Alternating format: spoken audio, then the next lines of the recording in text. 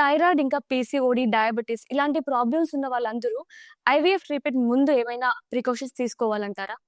So, definitely ఏ medical disorder ఉన్నా కూడా pre pregnancy ఆ పర్టిక్యులర్ కండిషన్‌ని మనం ఆప్టిమైజ్ చేయాలి. సో, థైరాయిడ్ ఉన్నా, షుగర్ ఉన్నా, ఇంకేదున్నా కూడా మనకి ఎగ్ అండ్ స్పెర్మ్ క్వాలిటీ పైన ఎఫెక్ట్ ఉంటుంది. అండ్ మనం ఇచ్చే మెడిసిన్స్‌కి వచ్చే రెస్పాన్స్ పైన కూడా ఎఫెక్ట్ ఉంటుంది.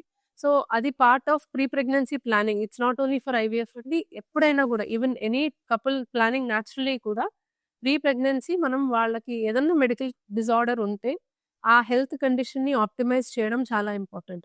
వాళ్ళు వాడే మెడిసిన్స్ ప్రెగ్నెన్సీ సేఫా? కాదా? చూసుకొని ప్రెగ్నెన్సీ సేఫ్ మెడిసిన్స్‌కి మార్చి కంట్రోల్‌లోకి తెచ్చుకోవడం అనేది ఇంపార్టెంట్. సో, ఈ కండిషన్స్ అన్నీ ఆప్టిమైజ్ చేస్తే అప్పుడు వాళ్ళకి ఆ డిసీజ్ ఉన్నా లేనట్టే. సో, అది చాలా ఇంపార్టెంట్. అండ్ దానివల్ల వాళ్ళకి ఐవీఎఫ్ మెడికేషన్‌కి వచ్చే రెస్పాన్స్ గాని, సక్సెస్ రేట్ కానీ ఖచ్చితంగా డిపెండ్ అయ్యి ఉంటది.